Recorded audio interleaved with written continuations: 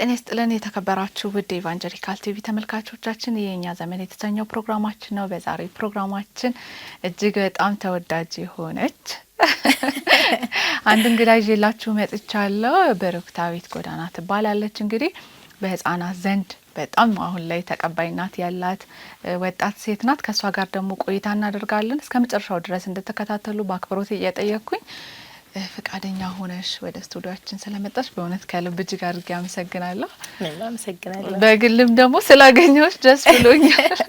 እኔም እንደ ህፃናውን እንግዲህ ከምሰማቸው መዝሙሮች መካከል ሃፒ ኪድስ እንግዲህ በጣም መከታተላለሁ። እኔም ስላገኘሁሽ በጣም ደስ ብሎኛል። እኔም በጣም አመሰግናለሁ ስለጋበዛችኝ። አመሰግናለሁ። እኛም እናመሰግናለን። እንግዲህ ብዙ ሙያ ላይ ተሰማርተሽ እንዳለ አሁን አውቄያለሁ ጥቂት ባደረግነው ቆይታ። ከዛ በፊት ግን ብሩክት ምን አይነት ልጅ ናት? ወደ ኋላ ትንሽ መለስ ብለን የልጅነት ጊዜሽ ምን ይመስላል? ምን አይነት ልጅ ነበርሽ? እንደዚህ ተጫዋች ነበርሽ ወይስ? ያው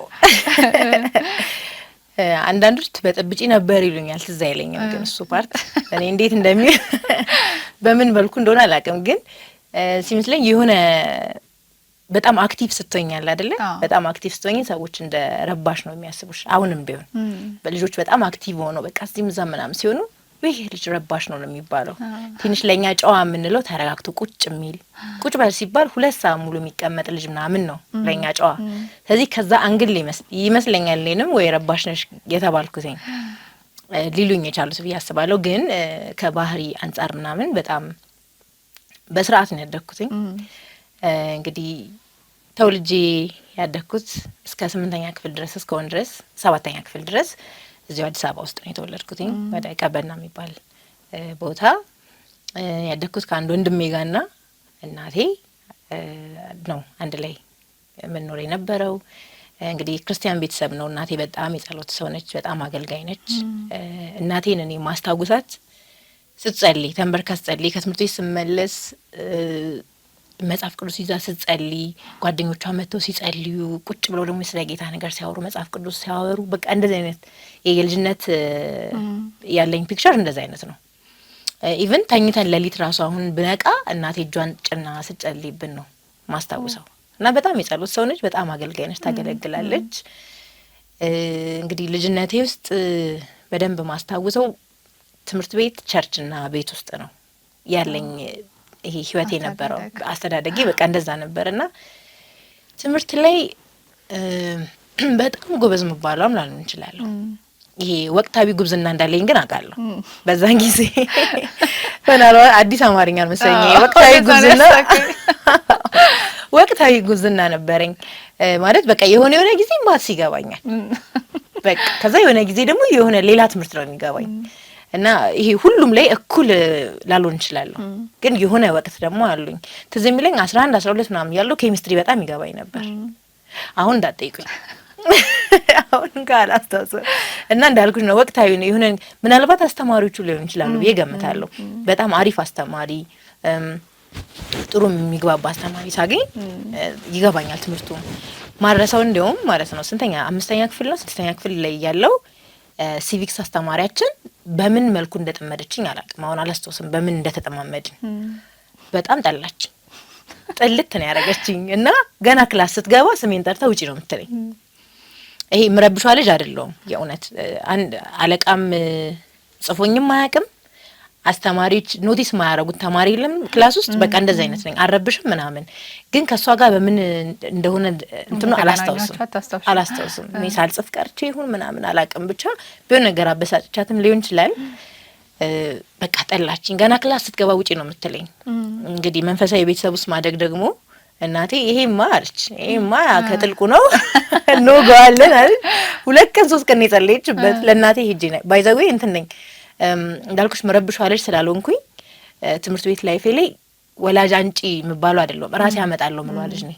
ገና ሊመቱኝ ሲል እኔ ወላጅ አመጣለሁ ምለው ልጅ ነኝ እንደውም ጭራሽ ማለት ነው። እና ይዤት መጣሁ እናቴን። በቃ ከቲቸር ሲቪክስ ጋር ምንም አልተግባባንም፣ እንዳረኳት አላውቅም። ነይ እናናግራት ብዬ እናቴን አመጣኋት። ከእናቴ ጋር አወራች። ከዛ ይቅርታ ጠየቀችኝ ጠርታ። አይ ቲንክ የሆነ ሚስ አንደርስታንድ ያደረገችኝ ነገር ነበር መሰለኝ። ይቅርታ ጠየቀችኝ። ኢሚዲየትሊ ነው የገባኝ ትምህርቱ።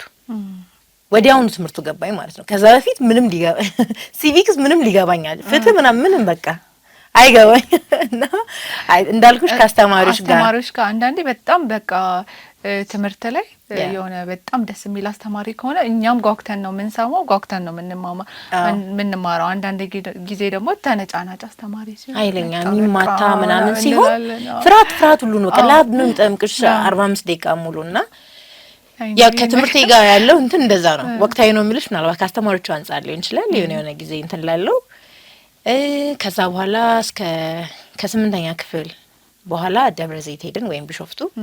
እዛ ገባን። ብዙ ሰው የቢሾፍቱ ልጅ ነው መመስላቸው። በጣም አበዛለሁ ሳወራ ስለ ቢሾፍቱ አወራለሁ። ምክንያቱም የሆነ ስለ ልጅነቴ ሲነሳ በደንብ ማውራት የምችለው እዛ የነበረኝን ስቶሪ ነው። እዚህ ማስታወሳቸው ነገሮች አሉ። ሰፈሬ፣ ቸርቼን፣ በተለይ ቸርቼ አካባቢ ያለውን ነገር በደንብ ነው ማስታውሰው። ግን ደብረ ዘይት ከሄድን በኋላ በደንብ ልጅነቴ የምለው ፓርት እዛ ነው የነበረው። ቸርች፣ ሰፈር መጀመሪያ አካባቢ በእርግጥ አልወደድኩትም። ሀገሩን ስንደርስ በጣም ይሞቃል። እንግዲህ አዲስ አበባ ላይ ተወለደ ልጅ አስቢ፣ ደብረ ዘይት በጣም ይሞቃል። አዲስ አበባ ቀበና ውስጥ እንደዚህ በጣም ብዙ ቤተሰብ ያለበት ብዙ ጓደኛ፣ ቤቶቹን እንደዚህ ስብስብ ያሉ ቤቶች ያሉበት ምናምን። በእርግጥ እዚህም ያለን ከተንበር ነበረን፣ ግን አንድ ግቢ ውስጥ 5 ፋሚሊ ያለበት ነው። እዛ ስንሄድ ሁሉም ግቢ ያለው ነው። ጸጥ ያለ ነው፣ ጭር ያለ ነው። ወላ መጮሻ ሜዳ ሁሉ አለ። እኔ በቃ ለኔ ትንግርት ነው የሆነብኝ። ሰፈር ውስጥ መጮሻ ሜዳ አለን። እዚህ አስቢ፣ ከቱቦ አጠገብ ምናምን ነው የምንጫወተው የነበረው። እንዲሁም ቱቦ ላይ ነው እንደ ሰኞ ማክሰኞ የምንጫወተው። ምን ውስጥ ነው የገባሁት? አዎ በቃ የሆነ ሌክቸሪም ሆነብኝ፣ ከዛ ደግሞ የሆነ ምድረ በዳም ሆነብኝ። ላይክ ሙቀቱ አለ በይ፣ ገና ጓደኛ አላፈራንም። ደግሞ የሚገርመው ከኛ ቤት አጠገብ ነው ሜዳም የነበረው እና በቃ የተለየ ላይፍ ነው እዛ የነበረኝ። ግን እንደ አዲስ ነው የኖር ነው። እዛ ከገባን በኋላ አጋጣሚ እናቴ የምትሰራበት መስሪያ ቤት እናቴ እዛ ስንሄድ እንደ ናን ወይም ደግሞ ፎስተር ኪድሶች ባሉበት እንደ እናት ሆና ነበር የነበራት ስራ። ስለዚህ እኛም ከልጆቹ ጋር አንድ ነን። ስለዚህ እዚህ አንድ ወንድም ነበረኝ። እዛ ስንሄድ 5-6 ቤተሰብ ሆነን ማለት ነው። ስለዚህ ጠቅላላ ወደ 8-9 እንሆናለን አብረን የምንኖረው። ስቲል ወንድምቶቼ ናቸው፣ በጣም ሲሪየስ ወንድምቶቼ ናቸው። እና በቃ ጓደኛም ቤተሰብም አበዛን። ከዛ በኋላ ነው ቸርች ላይም ማገልገል። እዚህ ያለውኝ ተማሪ ነኝ፣ ቸርች ውስጥ ሄጄ ቁጭ ብዬ የምማረው ልጅ ነኝ ምናምን። እዛ ሲሄድ ግን ብዙ የአገልግሎት በሮች ነው የተከፈቱ። ህጻናት ማስተማር የጀመርኩት እዛ ነው። በእርግጥ እዚህ ያለውኝ የነበረው አስተማሪያችን በጣም አሜዚንግ ነው። በቃ ደስ የሚል አስተማሪ ነው። ከሱ ነው እንደውም ብዙ የህጻናት ማስተማር እንድወድ የሚያደርገኝ። እዛ ሲሄድ ግን እዚህ ያየሁትን ነገር ወደዛ እንደወስድ ረዳኝ። እዛ ቀጥታ ወደ አገልግሎት ነው የገባሁትኝ። ህጻናት አስተምራለሁ። ወርሺፕ ቲም ውስጥ አለው፣ ኳየር ውስጥ እና ለፋሽ ቃል ብቻ ነው ማላካፍለው በሰዓቱ።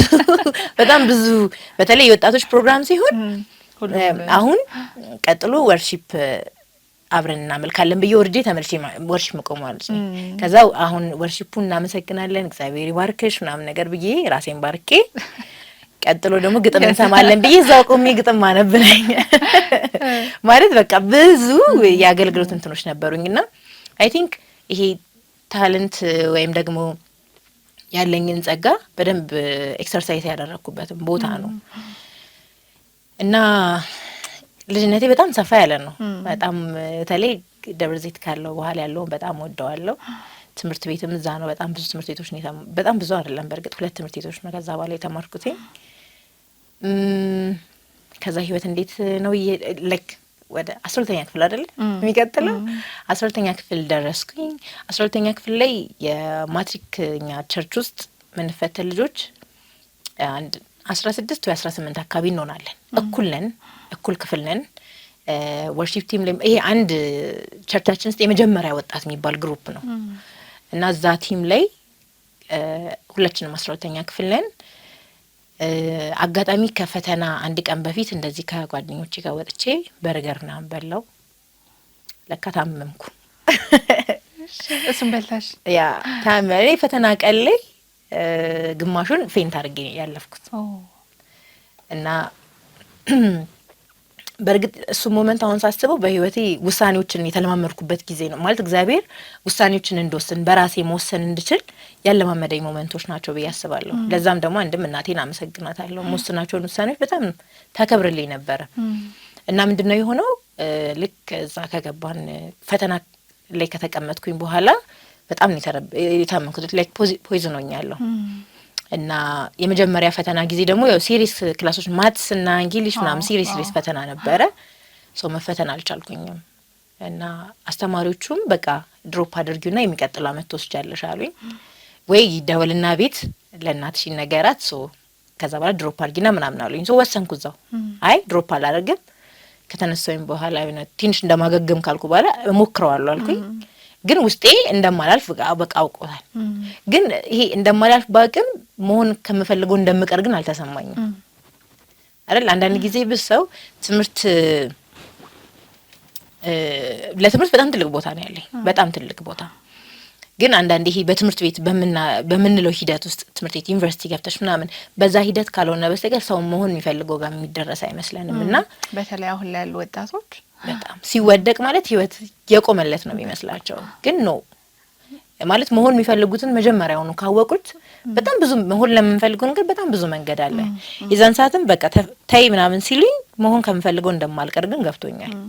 አይ ፈተናለሁ አልኩኝ። ሶ ከዛ ሁሉ ቲም ውጤት ያልመጣልኝ እኔ ብቻ ነኝ።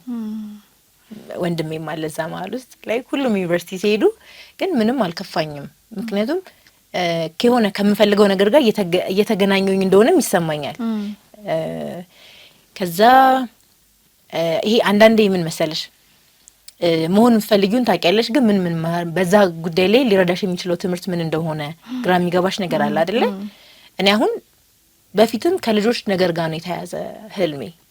ልጆኜ እንዲሁም ምን መሆን ትፈልጊያለሽ ሲባል እኔ የልጆች አምባሳደር መሆን ፈልጋለሁ እላለሁ። ግን እንዴት አድርጌ አምባሳደር እንደምሆን አላውቅም። በምን በልኩ ኢቭን አምባሳደር ራሱ ዲፊኒሽኑን አላውቀውም። የዛን ሰዓት ዲዩቲው ምን እንደሆነ ራሱ አላውቅም። ግን የሆነ ከልጆች ጋር ነገር እንደምፈልግ አውቃለሁ። ግን ምን ብማር ለዛ እንደሚያስጠጋኝ አላውቅም። ከዛ በኋላ ቤትም ማንም የተረበሽ የለም። ባይዘው እኔ ስላልመጣልኝ እንትን ያለ ሁሉም ሰው እርግጠኛ ነው የሆነ ነገር ጋር እንደምደርስ ሁሉም ሰው እርግጠኛ ነው። ቤት ውስጥ ያለው እኔን የሚያውቁኝ ሰዎች በጠቅላላ እርግጠኛ ናቸው። ለዛ ህይወቷ ይበላሻል ወይ ምናምን አይነት ድንጋጤ ውስጥ ማንም አልገባም፣ እናቴን ጨምሮ ማለት ነው። እናቴ አስተማሪ እንደሆን ትፈልግ ነበር የዛን ሰዓት። ይሄ በቃ ማስተማር እወዳለሁ። እናቴ አስተማሪ ነበረችም እና አንዳንድ ጊዜ የእሷን ክላስ ሄጄ አስተምርላታለሁ። ፍሪ በመሆን ሰዓት ትምህርት ቤቱን በጣም አሪፍ ትምህርት ቤት ነው። ሄጄ አስተምራለሁ። እኔ በሷ ክፍል ገብቼ አስተምሬ ምናምን ነው የምወጣው የሷን ክላስ ማለት ነው። ለዛ አስተማሪ ብትሆን ይሄ አሪፍ አስተማሪ ትሆናለች ብላ የምታስበኝ ስለሆነች ሄዳ አስመዘገበችኝ ትምህርት ቤት። ከዛ ስትመጣ አይ አልኳት እኔ እንትን ማለት አልፈልግም፣ ማስተማሪ መሆን አልፈልግም አልኳት። ከዛ በኋላ ደግሞ አሁንም እሺ በቃ አስተማሪ እንዲሁም አካውንት እኮ መሆን አካውንቲንግ በጣም ያበላል ጥሩ ነው ምናምን ብላ ደግሞ ሄዳ አካውንት ይሄንን አስባክኛት ሄዳም ደግሞ አካውንቲንግ አስመዝግባ ይመጣች። እስቲል ውስጤ አልተገናኝ መሆን ከምፈልገው ጋር አልመጣልኝም። ደግሞ ጥሩነቱ እንዳልኩሽ እናቴ በጣም ታምንብኛለች እና ትሰማኛለች። እሱንም አልፈለኩም እና አጋጣሚ የቸርቻችን መሪ ጋር የጓደኛዬ አባት ነው ጠራን ነይ አለን። ሁለታችንንም ከእናቴ ጋር ሄድንና እንትን አለን። አንቺ እኮ መሰረተ ክርስቶስ ኮሌጅ ብትማሪ አለኝ። መሰረተ ክርስቶስ ኮሌጅ የቴዎሎጂ ኮሌጅ ነው ግን ኮሚኒቲ ዲቨሎፕመንት የሚባል እንትን አላቸው፣ ፋሲስ አላቸው፣ ኮርስ እዛ አላቸው። እዛ ላይ ብትማሪ ምናምን ብሎ ነገረኝ። እኔ እኮ አላቆም ነገር ይሁን ግን ልቤ ቀጣለ። ይዘን ሰዓት የሆነ ነገር መጥቷላ ሲገናኝ ልብሽ ጋር በቃ እንደዛ ተሰማኝ። ኦፍ ኮርስ በቃ ይሄን ነገር መማር አለብኝ አልኩኝ። ሄድኩኝ። ገና ግቢው ሳይ እናቴ እዚህ ነው መማር አልኳት። እናቴ እንደውም ገና ፈተና አለው ተብሏል እዛ ሳትፈተኝ እንደምታወራ ያለችኝ። ከዛ ኢንትራንስ ፈተና አለው በቃ እኔ አልኳት ኢቭን ፈተናው ባይመጣልኝ አልቅሰሽም ቢሆን ታስገብኛለሽ እዚህ ግቢ እንጂ እኔ አልወጣም አልኳት። አልወጣም አልኳት። ኢቭን ክላስ ከተጀመረ 2 ሳምንት አልፎታል እኔ ስሄድ። ከዛ ተፈተንኩኝ አለፍኩ። እናቴን አልሄድም ወደ ቤት ሻንጤን አንጪልኝ አልኳት። ኧረ እባክሽ እዚሁ ደብረ ዘይት ነው ኮሌጁ እዚሁ ደብረ ዘይት ነሽ እየተመላለሽ ተማሪ ስትለኝ እምቢ ዶርም ካልያዝኩ በቃ ከዛ በኋላ ያለው ህይወቴን በጣም እዛ ግቢ በጣም ወደው ከህይወቴ ውስጥ በጣም ከምወደው አንዱ ታይም ማለት እዛ ግቢ ያሳለፍኩበት ነው። በጣም ደስ የሚል ጊዜ ነበር። እንግዲህ ባጭሩ ይሄን ይመስለኛል። ተቀለል ያለ በጣም ነው ደስ የሚለው። እንግዲህ አሁን የመጣሽበት መንገድ ራሱ ቅልጭ ያለች አጠር አድርገሽ በጥሩ መልኩ ገልጸሻል። ወደዚያው ወደ ልጆች አገልግሎት ስንመጣ እንግዲህ እንደተረዳሁት ከመጀመሪያም የነበረ ነው። በቸርች ውስጥ ታገለግይበት ነበረ። ወደ ሃፒ ኪድስ እንምጣ። ሃፒ ኪድስ አሁን ሃፒ ኪድስን ማያውቁ ተመልካቾች ሊኖሩ ይችላሉ። ሃፒ ኪድስ ምንድን ነው ሚለውን አንሺልን። እንዴትስ ይሄንን ወደዚህ ደግሞ መጣሽ? እንዴት ተጀመረ? ሃፒ ኪድስ ያው አንድ ነገር መጀመሪያው መቼስ እግዚአብሔር ልብሽ ውስጥ የሚያስቀምጥበት ጊዜ አለ አይደለ? እኔ ልጅ ሳለውም እግዚአብሔር ያስቀመጠው ነው ልቤስ ብዬ ነው ማስበው። ግን ወደ አክሽን ገብተን የሰራንበት ያው የጊዜ ሁኔታ ሊኖር ይችላል። ምክንያቱም ከልጅነት ጀምሮ መሆን የምፈልገው ነገር ነው። ከልጆች ጋር የተገናኘ ነገር ውስጥ መሆን ፈልጋለሁ። በጣም ኢንተረስት ያደርገኛል። የሆነ ቦታ ሄጄ ልጆች ሳይ ከልጆች ጋር የተያያዙ ፕሮግራሞችን ሳይ በጣም ነው ኢንተረስት የሚያደርገኝ፣ ወደዋለሁ። ግን እኔ እዛ ነገር ውስጥ ለመግባት መነሻ የሆነኝ እንግዲህ ዛሬ 2-3 አመት እንደዚህ የምሰራበት መስሪያ ቤት ውስጥ የክርስቲያን ማህበረሰብ የሚበዛበት መስሪያ ቤት ነው እና ሰንዴ ስኩል አስተምራለሁ ቸርቼ ላይ። ከዛ ግን የመስሪያ ቤቴን የስታፎቼን ልጆች ማስተማር ፈለግኩ። ከዛ ምን ማድረግ ጀመርኩኝ? እንትን ከለሪንግ ቡክ ወረቀት አርብ ላይ ከለር ቡክ ፕሪንት አደርግላቸዋለሁ። ከዛ በኋላ ይዘው ይሄዳሉ። እንግዲህ አንድ ቤተሰብ 3-5 ድረስ ያላቸው ልጆች አሉ። ልጆቻቸውን ቤታቸው ውስጥ ያለ ልጅም ካለ ለእነሱም ጭምር ማለት ነው። የሚገርመው አማርኛም ኦሮምኛም ተናጋሪ ነበሩ። በሁለቱም ቋንቋ ነው ማዘጋጀው። ኦሮምኛ አልችልም ብዙም፣ ግን ጓደኞቼን እርዱኝ እላቸዋለሁ እና ያግዙኛል ምናምን። ከነሱ ጋር በኦሮምኛም በአማርኛም እያዘጋጀኝ እሰጣቸዋለሁ። ከዛ ሰኞ ይመልሱልኛል፣ አርምላቸዋለሁ። ከዛ አሁንም አርብ ልክላቸዋለሁ ሌላ ሰኞ። ከዛ ይሄ ሂደት ከዛ አብሮን የሚሰራ ፓስተር ደስታ የሚባል ለምን ግን ቪዲዮ ምናምን እንደማሰሪላቸው ማለት የሚማሩትን ታሪክ በደንብ ቪዥዋል እንዲያደርጉት ደግሞ ቪዲዮ ምናምን ዩቲዩብ ላይ ብትለቂላቸው አለኝ። ለ15 ልጅ ተብሎ ነው የተጀመረው ነገሩ። በ15 ልጅ ነው የጀመረው። ወደ አክሽን የገባው በእነሱ ነው። ስለዚህ እሺ አልኩኝና በቃ ቪዲዮችን ደግሞ ይሄ ፕሮፌሽንም ቅድም አልገለጽኩትም ራሴን ሳብራራ አይገርምም? እኔ ራሱ በመሀል ከዚህ ጋር እንደውም ታነሻለሽ ብዬ ነበረ። ሌላ ነው ደግሞ እሱ ደግሞ ሌላኛው የሚያስገርም ነገር ነው። ብዙ ጊዜ ወደዚህ ስለማደለ ይሄኛውን ፓርት አናነሳም። በፕሮፌሽኔ ኮሚኒኬሽን ኦፊሰር ነኝ። እንግዲህ በኮሚኒኬሽን ኦፊሰርነት እስካሁን 4-5 አመት ሰርቼበታለሁ። ኢንጂ ውስጥ ነው የምሰራው። ይሄ ምንድነው ኮሚኒኬሽን ኦፊሰር? እኔ እግዚአብሔርን አንዳንዴ በጣም በእግዚአብሔር የምገረምበትና ብቻ ከራሴ ጋር በተያያዘ እግዚአብሔር የሆነ ነገር ጋር ሊያደርሰኝ ሲፈልግ የሚያስገባኝ ቦታ አለ። እንደ ኮሚኒኬሽን ሰው መጀመሪያ ላይ እኔ ምንም ኤዲት ማድረግ አልችልም። ፎቶ ማንሳት ብቻ እችላለሁ።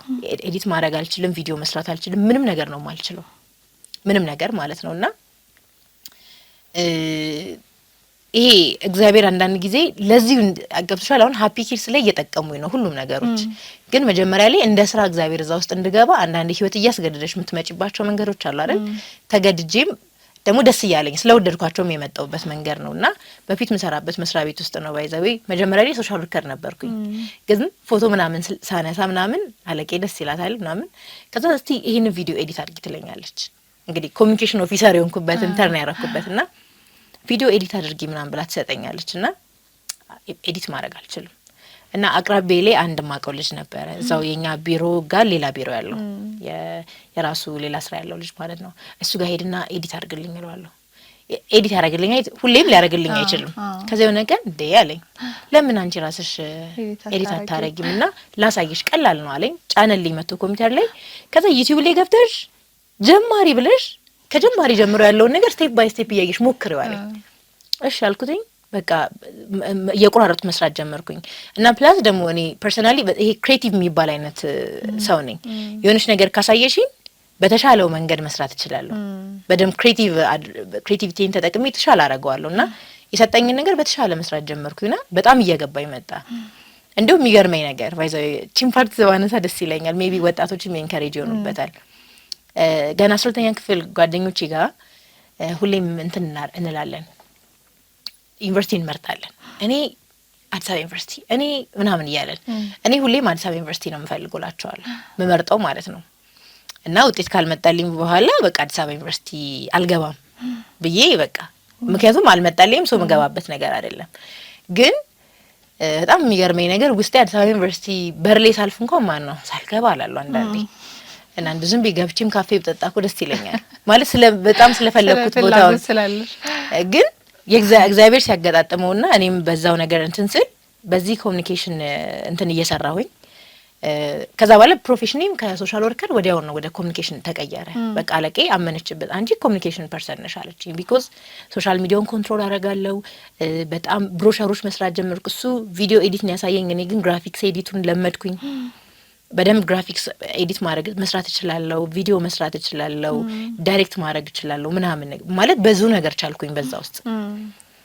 ከዛ አዲስ አበባ ዩኒቨርሲቲ ውስጥ ለ10 ቀን ከዩኬ ከመጡ ትሬኒንግ ከሚሰጡ ሾርት ዶክመንታሪ ፊልም የሚሰጥበት ላይ 10 ሰው ተፈልጎ ነበርና ከዛ ውስጥ አንዷ ሆንኩኝ እና ለ10 ቀን ምናምን አዲስ አበባ ዩኒቨርሲቲ ገባሁ። ይሄ በጣም ደስ የሚል ነገር ነው። በቃ ተመላለስኩ እዛ ግቢ ውስጥ እና በቃ እዚህ ነገር ላይ በደንብ እንትን እያደረኩ መጣሁኝ። በኮሚኒኬሽንም ኮሚኒኬሽን ላይ በደንብ ብዙ ትምህርቶችን ያገኘው ኦንላይን ክላሶችን ወስዳለሁ። አዲስ አበባ ዩኒቨርሲቲ ውስጥ ተማርኩኝ ምናምንና እንትኖችን በደንብ ዲቨሎፕ እያደረኩ መጣሁ እና ቅድም ያነሳው አንደኛው ስራዬ እንግዲህ ኮሚኒኬሽን ስለሆነ ራሴ ኤዲት ማድረግ ምናምን ስለቻልኩ ስለምችል ቪዲዮ መስራት ጀመርኩ ለልጆች ማለት ነው። እዚህ ለልጆች ቪዲዮ ሰርቼ የመጽሐፍ ቅዱስ ታሪኮችን ራሴ ቮይስ ሪከርድ አደርጋለሁ። ከዛ ኤዲት አደርጋለሁ። ስክሪፕቱን ጽፌ ቮይስ ኦቨር ሰርቼ ቪዲዮችን ፈልጌ ኤዲት አድርጌ ፖስት አደርጋለሁ። ሙሉ ፕሮዳክሽን ስራው ራሴ እየሰራኝ ማለት ነው። እንዳልኩሽ ለ15 ልጆች ነው። እሱን ፖስት አድርጌ ለነሱ እንዲያዩት ነው። ከዛ እናቴ ይሄ እኮ ለነሱ ብቻ ለብዙ ልጆች ይጠቅማል አለችኝ። ሶ ዩቲዩብ ላይ ማድረግ ጀመርኩ። ቲክቶክ ላይም ፖስት አደርጋለሁ እና ለመጀመሪያ ጊዜ ፖስት አድርጌ 200 ሰው አየሁ። ማይ ጋድ የተሰማኝ ደስታ በኢየሱስ ማለት አሁን ድረስ ይሰማኛል። ውስጤ ይሰማኝ። አሁን 500 ሺህ ምናምን የዛን ቀን የተሰማኝን ያህል አይደለም የሚሰማኝ እውነት ለመናገር 200 ሰው ያየው ቀን በቃ ተገርሜ ልሙት። የኛ ቸርች ህዝብ የዛን ጊዜ ገና ወደ 300 ምናምን አካባቢ ነው። ሙሉ የኛ ቸርች ህዝብ አልኩኝ እንዳየኝ የቆጠሩት በሱ ነው ያሰላሁት። እንዴ የኛ ቸርች ህዝብ ሙሉ አየኝ ማለት ነው ብዬ በጣም ነው ደስ ያለኝ። ምክንያቱም ለ15 ልጅ ያየዋል ብለሽ ያሰብሽው ነገር 200 ሰው ሲያየው ማለት ለኔ በጣም ነው ደስ ያለኝ። ትንሽ ቪው ነው አሁን ካለው ጋር አስተመሰ ግን ስቲል በጣም ያስገርመኛል። ከዛ በቃ እነዚህን ቪዲዮዎች ፖስት ማድረግ ጀመርኩኝ። ከዛ እንግዲህ እንትኑ እየሰፋ መጣ ማለት ነው። ስለዚህ ይሄ ካለኝ እውቀት ጋር ዩቲዩብ ላይ ፖስት ማድረግ ጀመርኩ። ቲክቶክ ላይ አደርጋለሁ፣ ሶሻል ሚዲያ ላይ ፖስት አደርጋለሁ። ከዛ አንዳንድ እያለ እኔ ከማስበው በላይ እየሰፋ መጣ። ኢቨን ትሬኒንግ ራሱ ከዛ በኋላ ትሬኒንግ እንድሰጥ አሁንም ፓስተር ደስታን እንደው እንዴት አድርጌ እንደማመሰግነው የመጀመሪያ ነገሮች ላይ ነው እንድገባ ያደረገኝና ትሬኒንግ እኛ ቸርች ለምን አሰጪም አለኝ። እና እነሱ ቸርች ላይ ትሬኒንግ አረን ይፈራሉ አልኩት። በጣም ፈራሉ አልኩት። ምክንያቱም ትሬኒንግ ሰጥቼ አላውቅም ቁጭ ቤት አካፍዬ እንጂ ፈራለሁ እኔ ምናምን አልኩት። ምንም ያስፈራ ነገር የለም ምናምን አለኝ። እንደውም የመጀመሪያ እነሱ ቸርች ላይ እንትን ኦሮምኛ ተናጋሪዎች ናቸው ያሉትና በትርጉም በእርግጥ ጠቀመኝ። በትርጉም ማለት እስኪ ተረጉም አስባለሁ ቀጥሎ ማወራውን የመጀመሪያ ስለሆነ ገጥቷል። አሁን ዝም ብዬ ያወራው ከሆነ የሆነ ሳል ልቸገር እችላለሁ። የመጀመሪያው ላይ ግን ጠቀመኝ በእውነት እስኪ ተረጉም ድረስ እሱ እስኪ ተረጉም እኔ ሌላ ሳወብጥተሽ ሌላ ቺምባሉም ባወራናም ብዬ በደንብ ስቲክ ታርጌ እንዳወራ በጣም ጠቀመኝ ትርጉም መሆኑ። ከዛ የመጀመሪያ ቀን አሰለጠንኩኝ። ለአንድ ቀን ነበር ለግማሽ ቀን ነበር ስልጠናው የነበረው። ይደገምልን አሉ አለኝ።